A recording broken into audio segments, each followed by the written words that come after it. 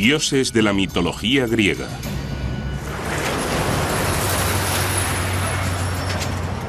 Atenas, Grecia.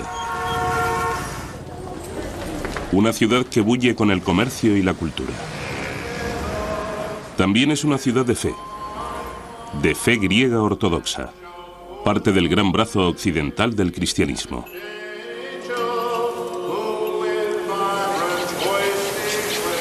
Pero aquí hubo otro mundo del cual solo quedan fascinantes fragmentos.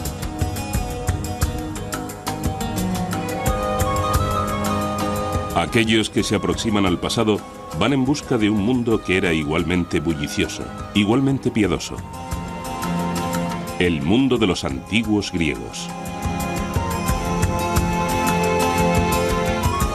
Aún nos habla a través de uno de sus legados, la mitología griega. Estaba poblada de muchos dioses y diosas, cada uno con determinados poderes en el mundo y con una historia particular.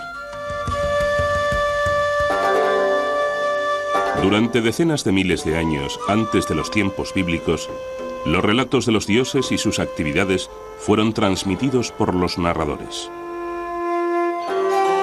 Es sumamente difícil, pero intentamos imaginar cómo eran aquellos tiempos.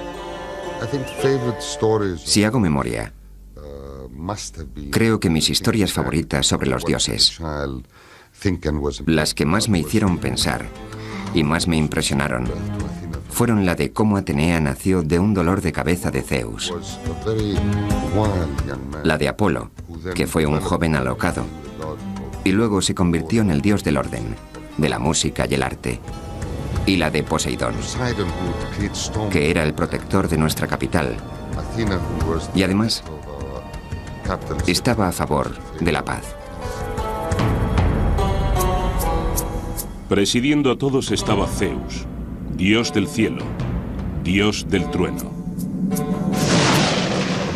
Zeus es un dios del cielo, y te encuentras en los dominios de Zeus cuando estás en plena naturaleza. Zeus ejercía algo de control sobre si tenías o no un buen día o una buena o mala vida. Tenías dos frascos en el umbral. Uno contenía el bien y otro el mal. Y a cada hombre, Zeus le servía una porción de bien y otra de mal. Estaban Afrodita y Artemisa, dos caras de la misma moneda. Afrodita. ¿Y de qué es diosa? Es la diosa de la sexualidad. De la sexualidad femenina. Es la diosa de la belleza. Está relacionada con muchos temas de la fertilidad. En el otro extremo tenemos a Artemisa, que es una virgen muy casta. Y Apolo, quien, como todos los dioses y diosas de la antigua Grecia, tenía más de un poder. Él es el organizador, el civilizador. Es el quien lleva carreteras donde nunca las había habido. Es el quien cura, pero quien también puede traer las plagas. Esto es algo que ocurre con muchos dioses griegos. Si pueden provocar algo, también pueden detenerlo. Era un dios, como se ha expresado con brillantez. Un dios distante y, por lo tanto, trataba con la gente no cara a cara y cuerpo a cuerpo. Se le daba mejor disparar su arco y matar a la gente desde muy lejos. Por consiguiente, sus amores también era mejor mantenerlos a distancia. Estos dioses y diosas evolucionaron conforme los antiguos griegos intentaban encontrar sentido, y tal vez fue en un mundo que con frecuencia suponía un desafío.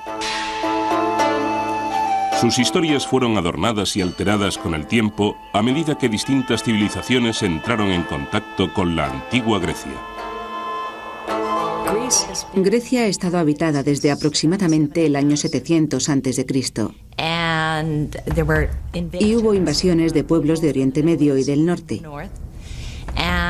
Y cada invasión no condujo a que hubiera otro grupo de divinidades, sino a más estratos de divinidades añadidos a las ya existentes. De modo que los dioses griegos son una amalgama de múltiples culturas, sobre todo de culturas de Oriente Medio. Los dioses griegos tenían tal diversidad que no se parecen a ninguno de los muchos otros dioses de la cuenca del Mediterráneo, porque incorporaron elementos de los muchos pueblos que les rodeaban y no se corresponden claramente con los de sus religiones, digamos de la celta o la italiana. Estos relatos se transmitieron oralmente, pero en algún momento, en torno al año 750 a.C., fueron recopilados, organizados y escritos. Aunque los estudiosos discuten si uno o varios autores participaron en ese esfuerzo, la opinión generalizada es que fue obra de uno, Homero. Que sepamos, la auténtica cristalización de la mitología griega tuvo lugar hacia los tiempos de Homero, en el año 750 a.C. Y con Homero encontramos la creación de la mitología griega y la de los dioses. Homero le dio sus dioses a los griegos. Él les dio, de hecho, lo más parecido a una Biblia que tuvieron los griegos. En el principio, nos dice Homero, estaba Océano, un espíritu con forma de un gran río circular e interminable que desembocaba en sí mismo. También había otra presencia, Tetis, a veces llamada la primera madre. Cuando finalmente se unieron, iniciaron la estirpe que con el tiempo produjo los dioses y diosas de los antiguos griegos. Unos 50 años después de Homero, el poeta Hesíodo escribió la Teogonía, en la que también describe la creación de los dioses. Pero según Hesíodo, el mundo empezó de otro modo. Primero existió una presencia sobrenatural llamada caos, con lo que Hesíodo quiere decir el vacío, no el desorden. Érase una vez el caos. Y tras el caos existió una diosa llamada Gea, la tierra. Y Gea se acostó, se casó y se unió a Urano, el cielo. Sin embargo, Urano no quería tener hijos. Se sentía amenazado por ellos e impidió que nacieran. Gea conspiró con Cronos, uno de sus hijos nonatos, quien castró a su padre, suponemos que desde el vientre de su madre.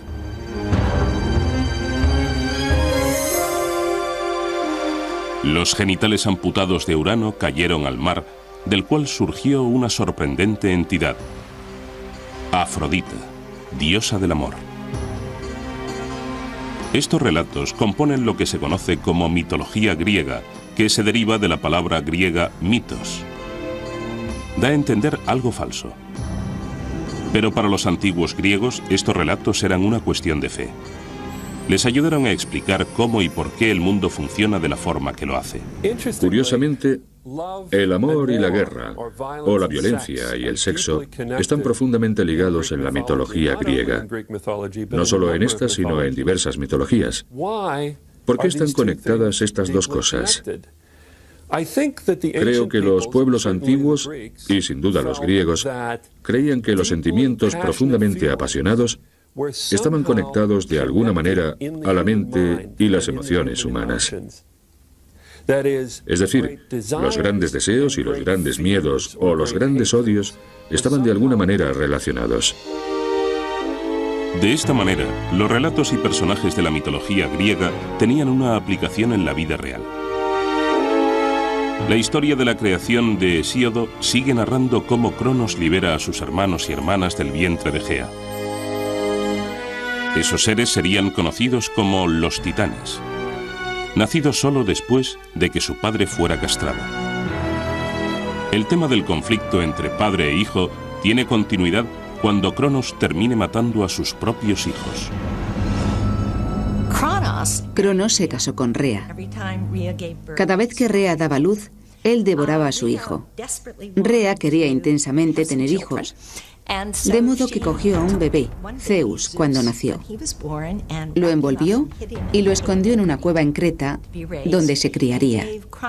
Y le dio a Cronos una piedra envuelta en pañales que éste devoró creyendo que se comía al bebé. Bien, Zeus creció, vino, atacó a su padre y todos los hijos surgieron. Y ese fue el principio de los dioses olímpicos. Zeus recuperó la piedra con la que su madre engañó a su padre.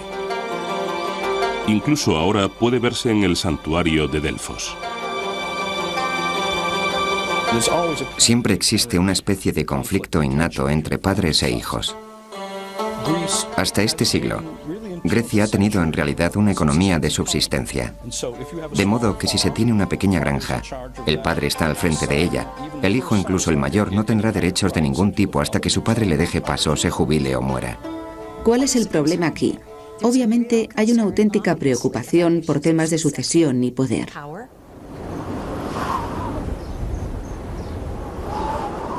Una vez que Zeus salva a sus hermanos y hermanas de su padre, toman el monte Olimpo. Desde ese bastión luchan por el control del mundo contra su padre, sus tíos y tías, que eran todos titanes. Finalmente, los dioses y diosas del Olimpo se impusieron. Reconocieron a Zeus, que también es dios del cielo, como su rey. Pero los seres humanos aún tienen que hacer su aparición. A continuación, la excitante e inquietante llegada de la humanidad al mundo.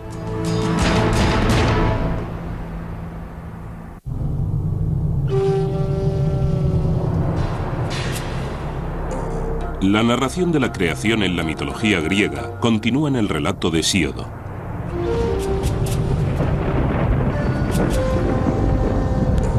Generaciones de dioses continúan luchando unos contra otros antes de la llegada de la humanidad al cosmos.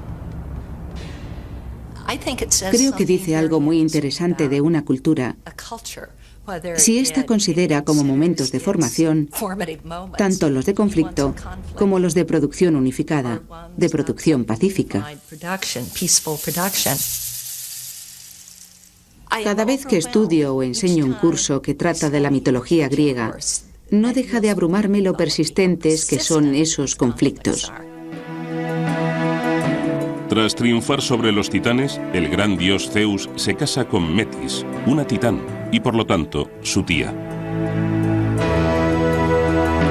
Con el tiempo, tienen una hija que nace totalmente desarrollada y armada de su cabeza. Es Atenea, la diosa de los guerreros.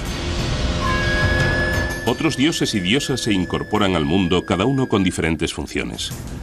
Todos tienen, no obstante, algo en común.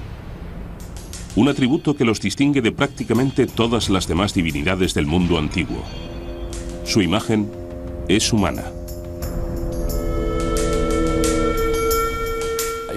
Si pensamos en la religión egipcia, con sus dioses que poseen cabezas de animales o cuerpos de diversos animales, o en las religiones acadias, mesopotámicas o hititas, en la que vemos a divinidades asociadas con leones y otros animales feroces. La decisión de los griegos de representar de alguna manera a sus dioses como griegos es una auténtica innovación. No estamos del todo seguros de dónde procede. Cuando pensamos en la divinidad, hablamos de lo desconocido. Y solo se puede hablar de lo desconocido en términos de lo desconocido. En la Biblia hebrea, en el Génesis, dice que Dios bajó a la tierra y anduvo en el jardín del Edén por la tarde cuando hacía fresco. Es casi imposible hablar de divinidades sin hacer algo así. Xenófanes dijo que si los caballos pudieran dibujar, dibujarían sus dioses como caballos. En la narración de Homero, no es hasta que los dioses y diosas se instalan en el monte Olimpo cuando empieza a desarrollarse la historia de los seres humanos. Los relatos judeocristianos del principio del mundo culminan en la creación del hombre por Dios, al que se le da el dominio sobre todas las demás criaturas en la tierra. Sin embargo, los antiguos griegos creen que el nacimiento de los humanos reviste poca importancia para el cosmos. Aunque los griegos tenían un universo centrado en los humanos, su visión del hombre fue casi una idea de último momento. Era una criatura insignificante en el universo, algo ciertamente menor que los dioses. Luego, la creación de los humanos tenía que ocupar un segundo o tercer lugar en el mundo griego del cosmos y las deidades olímpicas. ¿Por qué se le dio a la creación del hombre un papel tan pequeño en la creación del universo? Podría deberse a que los griegos dieron por sentado que los humanos siempre habían existido, que los seres humanos eran en efecto tan importantes que nunca hubo una etapa en la que no existieran. Esto no deja de ser aún un misterio. Me gusta pensar que el mito griego refleja una cierta comprensión del lugar de los humanos en el mundo, que no son el centro de las cosas, que hay toda una profusión de cosas en el mundo creado en las que los humanos tienen que encajar. Esto supone un gran contraste con un buen número de culturas y sistemas de creencias. Igual que con el inicio de los dioses, la mitología griega contiene distintos relatos de la creación del hombre. En ninguno de ellos, los inicios de la humanidad son prometedores. Vivíamos como hormigas en el suelo y no sabíamos leer ni conocíamos las estaciones del año, ni el clima, ni podíamos pensar ni oír. No éramos más que gusanos despreciables. En la versión de Homero de la creación de los humanos, el dios Prometeo crea al primer hombre de barro y le infunde vida. En el relato de Hesíodo, Zeus crea razas sucesivas de hombres, de oro, plata, bronce y hierro. Parece que cada raza simbolizaba distintos aspectos de la condición humana. La primera raza de hombres está hecha de oro. Su vida es fácil, sus cosechas son abundantes. Literalmente festejaban con los dioses.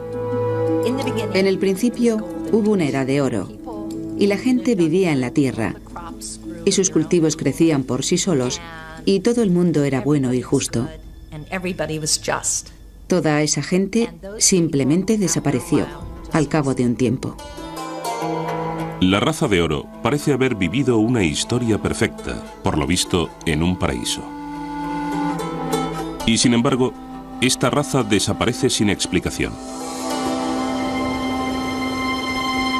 En el relato bíblico del paraíso, las penurias de la vida se ven como resultado de la caída en desgracia de Adán y Eva en el jardín del Edén. Para la desaparición de la raza de oro de la mitología griega no hay tal explicación. El motivo de su destino sigue siendo un misterio. El sistema griego en el que los humanos y su creación no son tema de preocupación difiere mucho de lo que se encuentra en el Génesis, donde tenemos toda esa atención en la creación del primer hombre.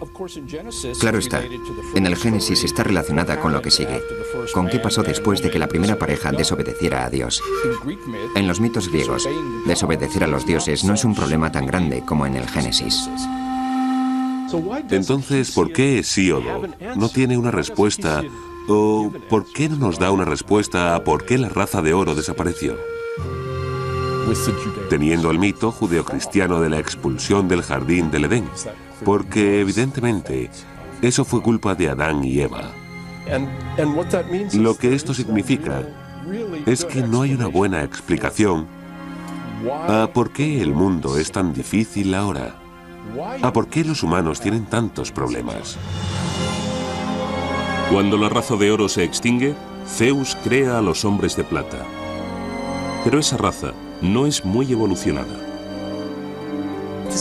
Los hombres de la Edad de Plata fueron bebés mucho tiempo y luego tuvieron un corto periodo de madurez para después sufrir una vejez espantosa y desaparecer bajo tierra.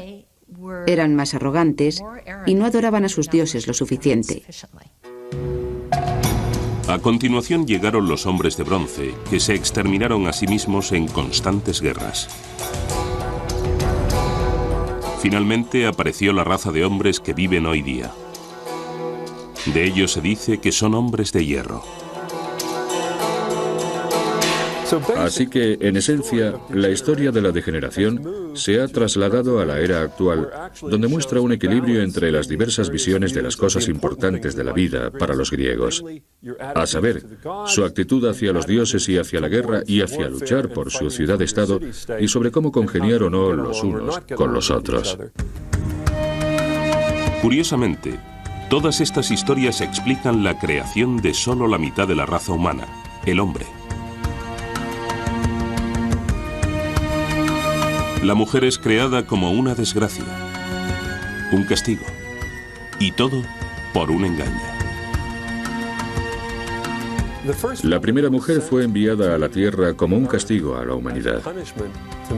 Esto suena increíblemente misógino, y fue una historia inconcebiblemente misógina por parte de Hesíodo, que la contó en el año 700 a.C.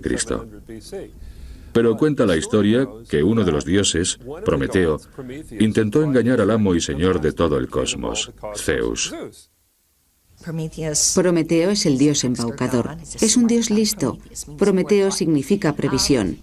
Mató a una oveja y cogió al animal y toda su estupenda y sabrosa carne y la metió en su repugnante vientre.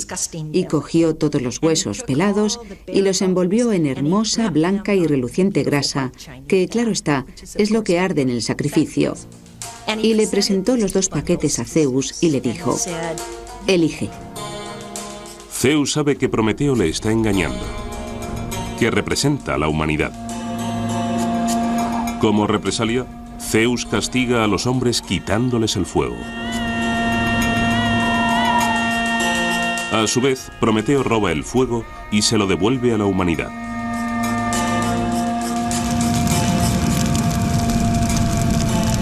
Y por robar y devolverle al hombre el regalo del fuego, fue castigado indirectamente por hacer que se creara una mujer que le fue entregada a los seres humanos.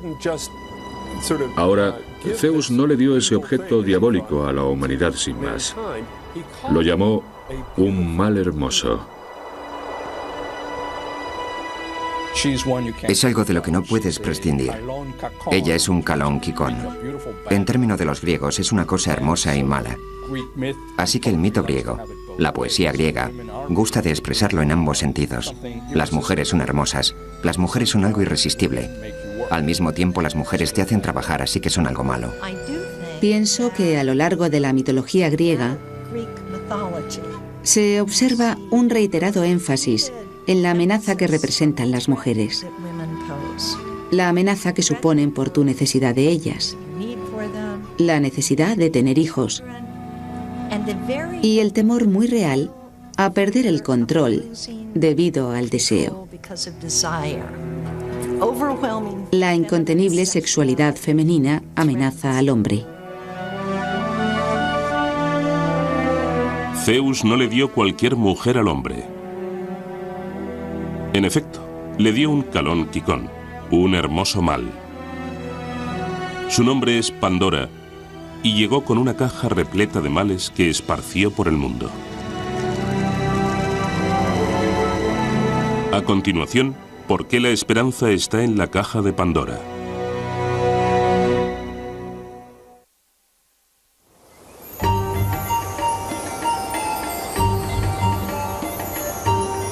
La primera mujer en la mitología griega es Pandora, y su historia recuerda la de Eva y el fruto prohibido en el jardín del Edén. Se le entrega una caja y se le dice que no la abra, pero Pandora lo hace. Y todos los males del mundo son liberados. La enfermedad, el dolor, el sufrimiento, las plagas. Demasiado tarde cierra la caja dejando solo una cosa, la esperanza. ¿Pero qué hace la esperanza en la caja llena de males de Pandora? La esperanza está ahí como un mal, lo cual creo que es fascinante. La esperanza es un mal, porque te permite actuar con la sensación de que puedes controlar el futuro. Y en Hesíodo eso es muy peligroso. No puedes controlar el futuro, y hacerlo es obrar engañado. ¿Es la esperanza algo bueno o malo? A los griegos les gustaban este tipo de dilemas porque la esperanza puede ser buena o puede ser mala. De modo que fue dejada con ambigüedad en la caja para que los humanos la usaran o la evitaran. Pandora es quizá el más importante, pero sin duda no el único ejemplo de mujeres que son el origen del mal en la mitología griega. Algunos estudiosos encuentran un significado más profundo a este menosprecio a las mujeres y señalan a Afrodita, la diosa del amor. Si miramos a los mitos de Afrodita, que es lo más hermoso y sexualmente deseable que pueda haber, los hombres la temen. Vio a un hombre, un ser humano, Anquises, en una colina a las afueras de Troya y quiere acostarse con él. Se le aproxima y él le dice: «Eres demasiado hermosa para ser humana. Tienes que ser una diosa y no quiero acostarme contigo». Y ella le responde: «No, solo soy una doncella de los alrededores». De modo que se acuestan y cuando él despierta, ella ya ha adoptado su personalidad de diosa y él se aterra. Le aterra que vaya a ser castrado, que vaya a perder toda su fuerza. En contraste, los antiguos griegos creían que Atenea, una diosa sin papel sexual, era una gran fuerza del bien. Atenea es la protectora. Atenea es la divinidad guerrera que encabeza la guerra de defensa justa. Ella es la diosa de la ciudad y, en muchos sentidos, la divinidad más importante que tienen los atenienses. Y eso puede ser válido para muchas otras ciudades donde existe una acrópolis con un templo de Atenea en la cima. Por lo tanto, el mundo de los dioses y diosas griegos no es simplemente una colección pintoresca de relatos, sino una ventana a una civilización antigua, a sus ideas y a sus valores. El tipo de pensamiento indirecto que se observa en los mitos, el tipo de narraciones que saltan de un sitio al otro, que introduce criaturas extrañas, se parecen mucho a los sueños. De modo que creo que la pregunta es si los mitos griegos son de alguna forma la consciencia colectiva de la civilización griega, en una época temprana. De forma consciente o inconsciente, los dioses están muy presentes en la vida cotidiana de los antiguos griegos. En cada montaña, en cada planta, en cada una de las emociones que experimentaban, pensaban que detrás había un dios controlándolo todo.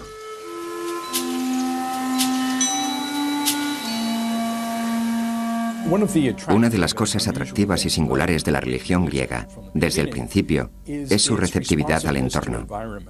Por ejemplo, hay ninfas que viven en lugares húmedos, ninfas de los árboles. Hay un reconocimiento de que los ríos son una especie de fuerza religiosa. De esta forma, la religión griega tiene una cierta relación con la ecología moderna. Un reconocimiento de que hay lugares concretos que tienen un valor. Una especie de cualidad divina, una cualidad sagrada. Los griegos tenían términos concretos para sagrado. De hecho, tenían varios términos para sagrado. Uno de ellos es Iros. Iros significa que pertenece a los dioses. En realidad, la palabra griega para religión es tagira, las cosas sagradas. De manera que las historias en la mitología griega se usan para explicar un mundo a menudo difícil y aleatorio.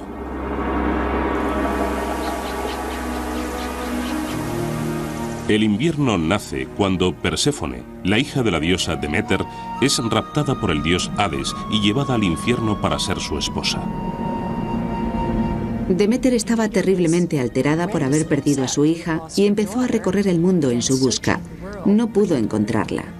Lloró, gimió, los cultivos no crecieron y por lo tanto los dioses no recibían suficientes sacrificios.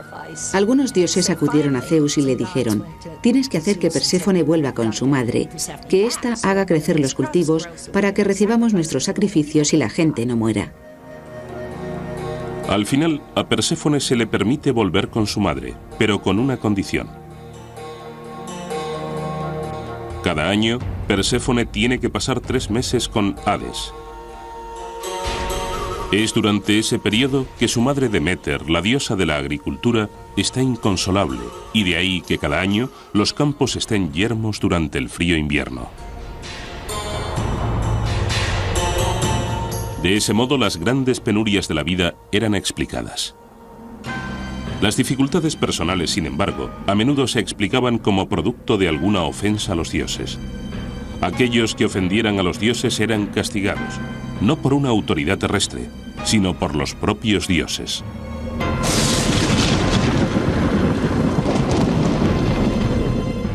Hay en efecto una palabra griega, desidinomia, que significa temor a los dioses o respeto a los dioses. Y esto era algo positivo. La vida se consideraba algo bastante precario y era preciso hacer todo lo posible para poner a los poderes que existieran de tu parte para mantenerte a salvo. Muchos vivían apenas a una sequía de distancia del hambre. Y no se puede jugar con un mundo así. Una de las cosas que me encantan de los mitos griegos es que nunca dejan salir a nadie del atolladero.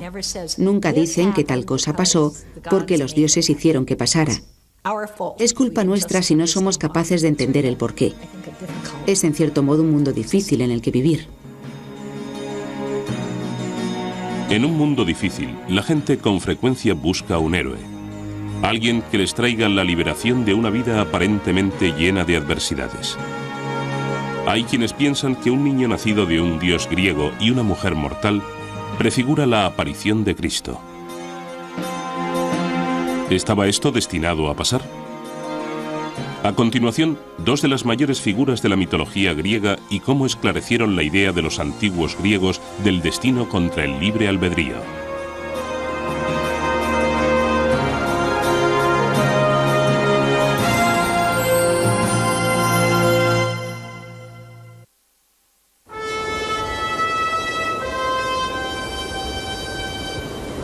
Una de las figuras más famosas de la mitología griega pudo haber contribuido a preparar el terreno para un acontecimiento posterior fundamental en la historia humana.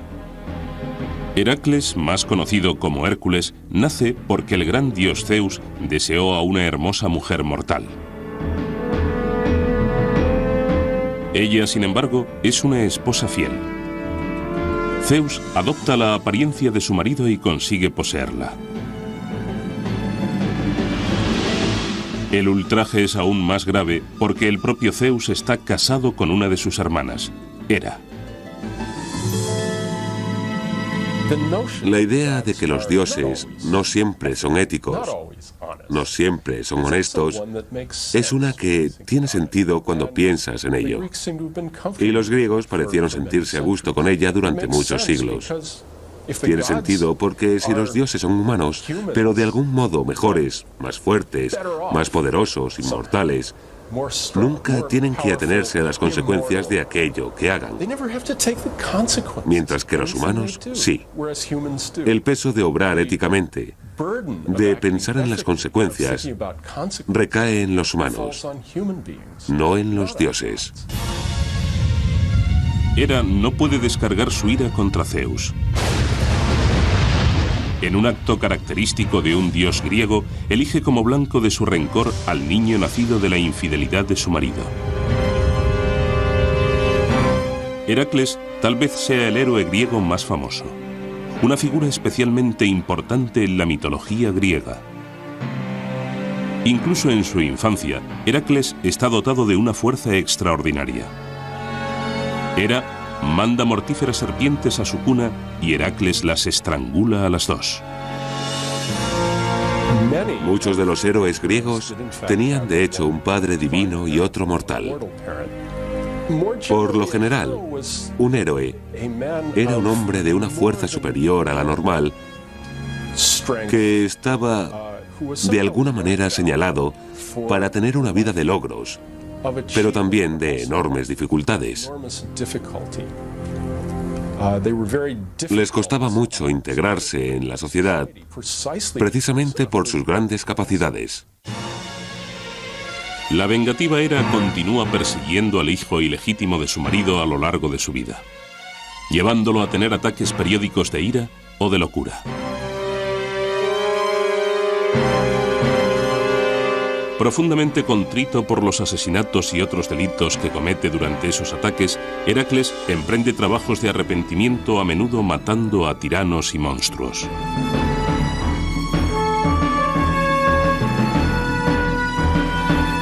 Al final de su vida, a Heracles le es concedida la inmortalidad y llevado por su padre, Zeus, a vivir con él en el monte Olimpo.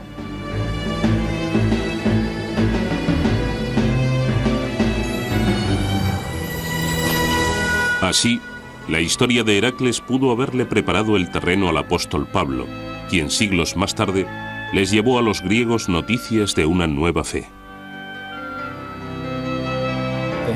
Ellos tenían una historia del hijo de un dios, Heracles, que sufrió y murió, y luego pasó por una apoteosis y subió al Olimpo, de modo que la historia de otro hijo de un dios que sufrió y murió y fue al cielo no le resultaría del todo desconocida. De igual forma, la idea de que un dios puede adoptar forma humana y parecer uno de nosotros era totalmente aceptable para un auditorio griego pagano.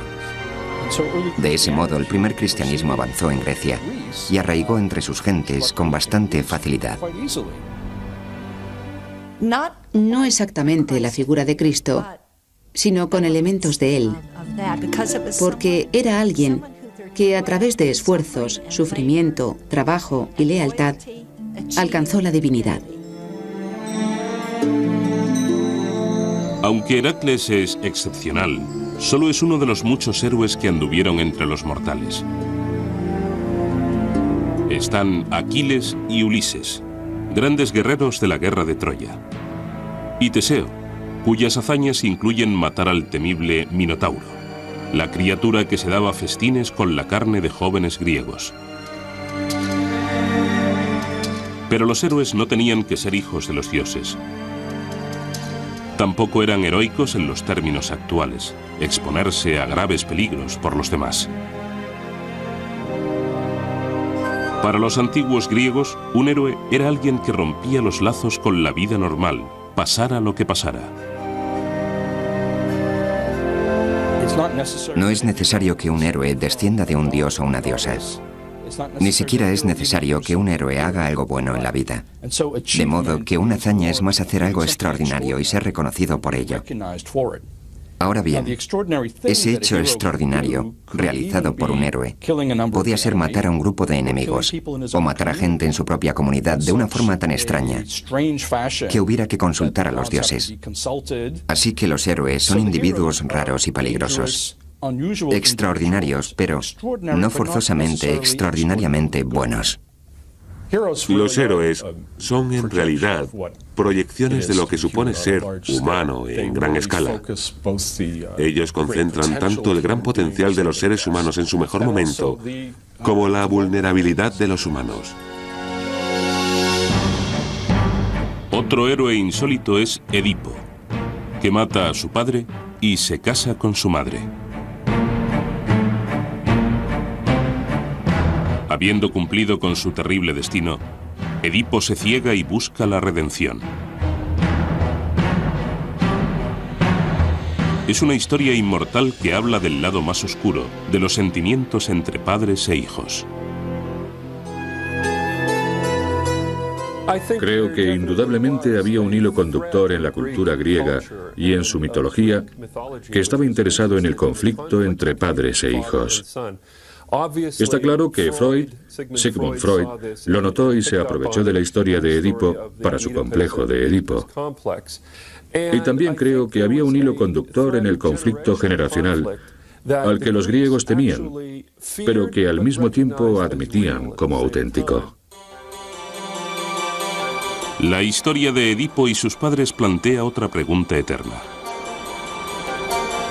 ¿Están las vidas de los humanos predestinadas? ¿O tienen los humanos la facultad de obrar con libre albedrío? Edipo es alguien que por motivos que jamás se revelan, está destinado a matar a su padre y casarse con su madre. Una vez Edipo se percata de que no es hijo del rey de Corinto como creía, dice: Me considero el hijo del azar. Y con azar quiere decir algo muy aleatorio. No existe un plan. Al final de la obra resulta que todo cuanto ha hecho se ha ajustado a un plan. Y si él es el hijo del azar, es el azar en el sentido de que está íntimamente ligado al destino. Él, Edipo, el hombre, tomó decisiones. Cuando se enteró de que iba a matar a su padre y casarse con su madre, huyó de su casa sin saber que era adoptado. Y claro está, encuentra a su padre en el camino y lo mata. Y luego llega a la ciudad y se casa con su madre. Él elige irse de su casa. Hizo algo terrible, pero no con el ánimo de hacer algo malo. Y el destino no le hizo hacerlo.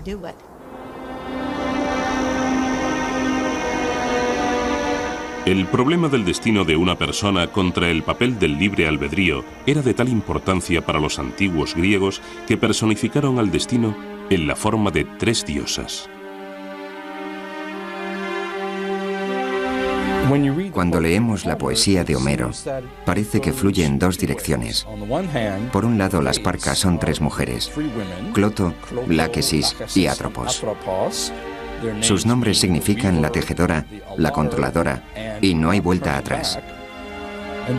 Ellas tejen un hilo para la vida de cada persona, cuando nace, y determinan cuándo la vida de esa persona tendrá fin. Por otro lado, vemos en la poesía de Homero que el destino es un poder superior a los dioses. Los dioses se inclinan ante el destino en varias ocasiones. Podemos mirar la historia de Edipo y hablar del destino. ¿Estaba predestinado a matar a su padre y casarse con su madre? Sí. ¿Qué significa eso? ¿Supone eso que no tenía libre albedrío? No, no significa eso, significa que eso era lo que iba a pasar. Los griegos tenían una visión muy compleja de cómo funcionaba el mundo. Por un lado, los dioses controlaban muchos de los actos de los seres humanos o tenían un efecto sobre ellos. Pero, sin embargo, los humanos también podían controlar sus propios destinos individuales y muchas veces tener la última palabra. De modo que existe una curiosa relación entre lo que controlan los dioses y lo que controlan los humanos. Y sabéis que esa ambigüedad les encantaba. De ese modo, los antiguos griegos aceptaron el hecho de que no había garantías en la vida. Algunas de sus preocupaciones parecen inquietantemente familiares hoy en día. Esa conciencia que tienen los griegos de que no se pueden tener demasiadas generaciones a la vez en el mundo está incluso expresada en un mito. El mito del comienzo de la guerra de Troya, que dice que la tierra estaba cargada con demasiadas personas y clamó a Zeus que la liberara de esa carga. De manera que Zeus inventó la guerra de Troya para deshacerse de mucha gente. En el próximo programa, los defectos y puntos débiles de las divinidades griegas y por qué unos dioses imperfectos eran perfectamente comprensibles para los antiguos griegos.